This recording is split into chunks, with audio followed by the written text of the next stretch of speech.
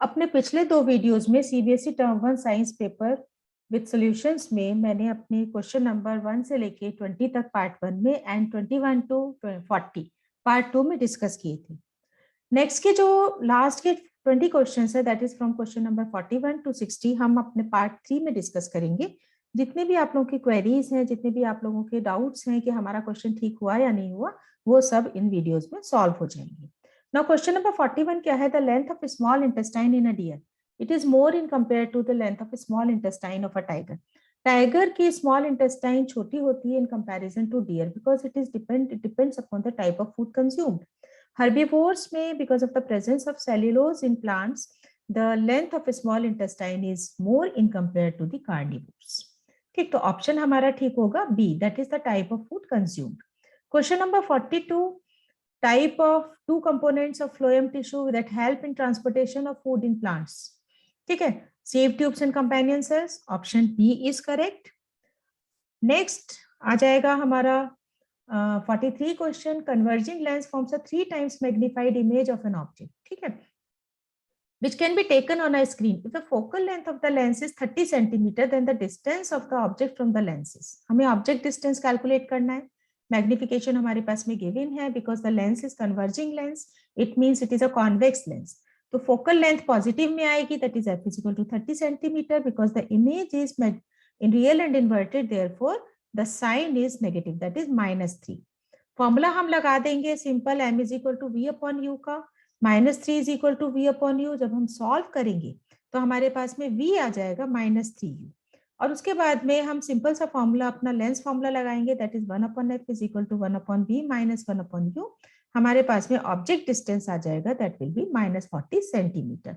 Negative sign, it indicates that the object is always placed on the left hand side.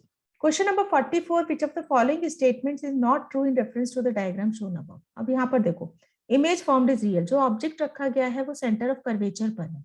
Centre of curvature पर अगर object है तो image कैसी बनेगी, क्योंकि it is a concave mirror. Concave mirror है तो इमेज भी सेंटर ऑफ कर्वेचर पर बनेगी, इक्वल साइज की बनेगी, रियल एंड इन्वर्टेड होगी। अब यहाँ पर देखते हैं ऑप्शन कौन सा ठीक है। इमेज फॉर्म्ड इज रियल, यहाँ पर ये पूछा गया है विच इज नॉट ट्रू, जो ठीक नहीं है। तो image formed is real, correct. Image formed is enlarged, it is not correct because image is equal in size. अब image is formed at a distance equal to double the length of focal length, it is also true, and image formed is inverted, it is also true. Question number 45 क्या है? In the diagram shown above, N1, N2 and N3, they are the refractive indices of the media 1, 2 and 3.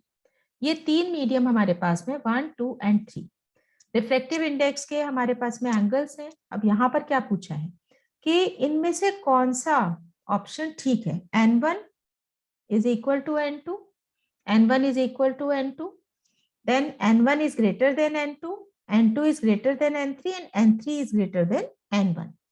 N3 is greater than N1. Refractive index of medium 3 is greater than the refractive index of medium 1. This option is true.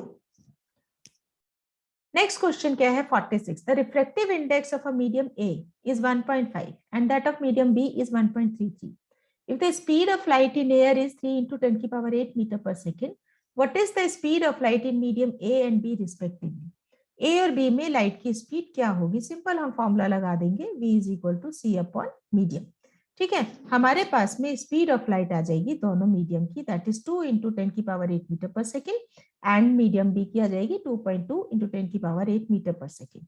तो हमारा option कौन सा ठीक हो जाएगा? Option हमारा ठीक हो जाएगा, that is the D option. Question number 47. An object of height 4 cm is capped at a distance of 30 cm from the pole of a diverging mirror. Diverging mirror का मतलब हो गया convex mirror. Focal length हमारे पास में given है 10 cm. Height हमें calculate करनी है. Object की height है 4 cm. Distance है object का 30 cm. और focal length हमारे पास में given है 10 cm. हम length मिरर फॉर्मूला लगाएंगे और मिरर फॉर्मूला लगाने के बाद में v हमारे पास में आ गया 7.5। मैग्निफिकेशन हम कैलकुलेट करने के बाद में हम हाइट को इजीली कैलकुलेट कर सकते हैं बाय द फॉर्मूला, और हाइट हमारी आ जाएगी 1 सेंटीमीटर। ऑप्शन हमारा आ गया सी। नेक्स्ट आ गया question number 48। 50 ml of tap water was taken in a beaker. Hydrochloric acid को हम ड्रॉप बाय ड्रॉप ऐड करेंगे वाटर के अंदर। Temperature and pH of the solution हम नोट करेंगे। Following graph was obtained, correct statement हमें देखना है इसमें। ठीक है, अब देखो वाटर के अंदर अगर हम एसिड को डालते हैं तो पीएच नेचुरल सी है कि पीएच हमेशा डिक्रीज करेगी क्योंकि वाटर एसिडिफाइड हो जाएगा और एसिड की पीएच हमेशा कम होती है। तो ऑप्शन हमारा आ जाएगा C, that is the pH of the solution decreases rapidly on addition of acid. ठीक है, नेक्स्ट क्वेश्चन आ गया। अब यहाँ पर सेक्शन सी, इसमें केसेस हैं। तो टोटल 12 क्वेश्चन है, 49 to 60 तक हमें 10 क्वेश्चन अटेम्प्ट करने हैं, लेकिन यहाँ पर हम सारे क्वेश्चंस को सॉल्व करेंगे। ठीक है, अब जो केस क्या है, a student took 4 metals, 4 metal है स्टूडेंट के पास में, P, Q, R and S, earned out different experiments to study the properties of metal. Some of the observations was all metals could not be cut with knife except metal R. सभी metals knife से नहीं cut हो सकते accept metal R, यानी कि metal R knife से cut हो सकता है। Metal P combined with oxygen to form an oxide M2O3 which reacted with both acids and bases. Metal P acid और बेस दोनों से रिएक्ट करता है। ठीक है, तो इसका मतलब क्या हो गया कि मेटल पी एम्फोटेरिक ऑक्साइड हो गया, एम्फोटेरिक मेटल हो गया। फिर reaction with water, P did not react either with cold और hot water but react with steam. P cold और हॉट वाटर से रिएक्ट नहीं करता लेकिन स्टीम से रिएक्ट करता है। Q react with hot water and the metal started floating, hot water से रिएक्ट करता है और मेटल फ्लोट करना स्टार्ट हो जाता है। Violently with cold water, R violently cold water से रिएक्ट करता है, इट मस्ट बी सोडियम। यहाँ पर पी मैग्नीशियम होगा, क्यू होगा calcium and S did not react with water at all, S water से रिएक्ट करता ही नहीं है। ठीक है, आयरन एल्यूमिनियम कुछ भी हो सकता है इसमें। Based on the above observation, answer the following. Out of the given metals, the one which needs to be stored used in kerosene is, कौन सा होगा? R, क्योंकि ये वाटर से, ये कोल्ड वाटर से बहुत वायलेंटली रिएक्ट करता है और नाइफ से कट हो जाता है। Option D is correct. Out of the given metals the metal Q is magnesium. मैंने पहले ही बताया था कि स्टीम के साथ में रिएक्ट करता है लेकिन ये कोल्ड वाटर के साथ में रिएक्ट नहीं करता। Metal which forms amphoteric oxide P बनाता है क्योंकि एसिड और बेस दोनों से रिएक्ट कर जाता है। Increasing order of the reactivity of the 4 metals अगर हम देखेंगे तो option C is correct, that is S, P, Q and R. Case 2 क्या है? The figure shown below represents a common type of dialysis, haemodialysis. ये haemodialyser है, उसका diagram है, आर्टिफिशियल किडनी हम बोलते हैं। अब देखो यहाँ पर क्वेश्चंस हम देखते हैं। The hemodialyzer has semi-permeable lining of tubes which help to maintain osmotic pressure of blood, to filter nitrogenous waste from the dialyzing solution, in passing the waste product in the dialyzing solution, to pump purified blood back into the body of the patient. तो हीमोडायलाइजर के अंदर semi permeable lining of tubes होती है, semi permeable membrane होती है, cellulose की बनी होती है। इसका काम होता है to in passing the waste product in the dialysing solution. ठीक है, option C is correct.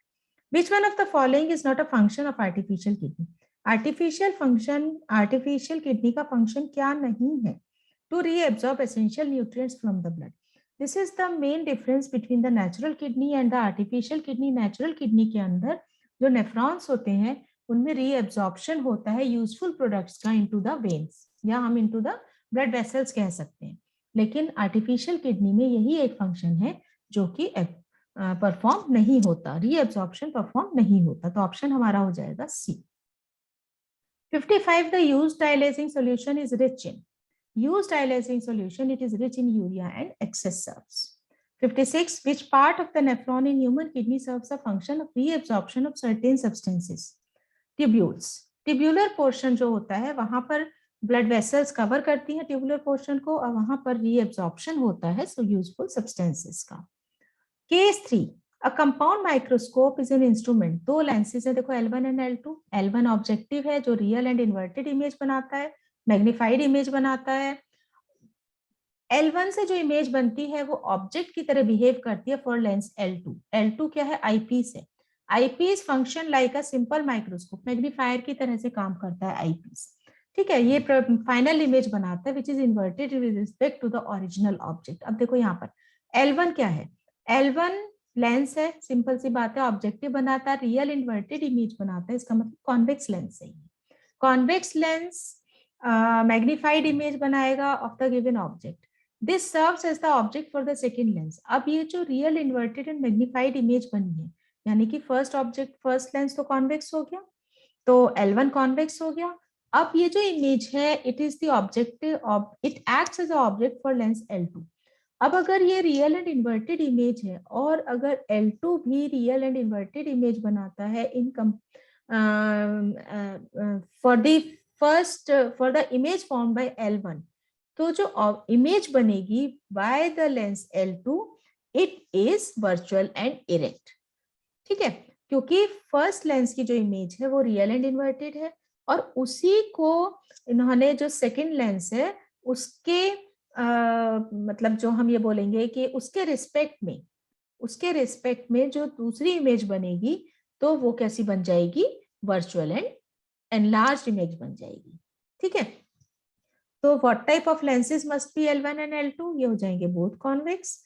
What is the value and sign of magnification, value क्या होगी और साइन क्या होगा, वैल्यू हो जाएगी मोर देन 1, मैग्निफाइड इमेज बनेगी और साइन हो जाएगा नेगेटिव।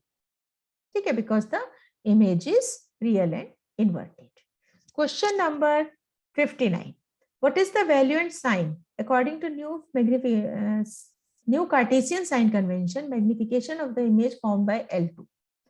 आंसर हो जाएगा बी, मोर देन 1, क्योंकि मैग्निफाइड इमेज है, पॉजिटिव क्योंकि राइट हैंड साइड में बनी है, वर्चुअल एंड इरेक्ट बनी है। If power of the eyepiece is 5 dioptres, power eyepiece की अगर 5 डायोप्टर है तो इमेज बनी है, forms an image at a distance of 80 centimetre, यानी कि V80 हो गया from its optical centre. At what distance should the object B, object कहाँ रखा जाएगा। ठीक है, अब देखो बी ऑप्शन ठीक होगा, 16 सेंटीमीटर कैलकुलेट करते हैं, V is equal to -80 centimetre. ठीक, power of the eyepiece is L2, L2 क्या है, L2 हो जाएगा हमारा कॉन्वेक्स लेंस और कॉन्वेक्स लेंस में इमेज बनी है real and inverted, real and inverted image है तो V -80 हो गया। पावर 5 डायोप्टर है, फोकल लेंथ कितनी हो जाएगी 1/5। ठीक, तो ये हो जाएगा 20 सेंटीमीटर। लेंस फॉर्मूला हम लगाएंगे और लेंस फॉर्मूला जब हम लगाते हैं तो हमारे पास में ऑब्जेक्ट डिस्टेंस आ जाता है 16 सेंटीमीटर। ठीक है, तो ये हमारा पूरा का पूरा क्वेश्चन पेपर जो है जो कि मैंने सॉल्व करा है अपने 3 पार्ट्स में, और तीनों पार्ट्स को देखने के बाद में आप लोग अपने क्वेश्चंस को, अपनी क्वेरीज को, अपने डाउट्स को इजीली रिमूव कर सकते हैं। किसी भी तरीके का कोई भी क्वेश्चन आता है आप मैसेज बॉक्स में मैसेज करो, मैसेज करने के बाद में कमेंट या कमेंट बॉक्स में कमेंट करो, कमेंट बॉक्स में कमेंट करने के बाद में जो भी क्वेरीज होंगी वहां पर मैं सॉर्ट आउट कर दूंगी।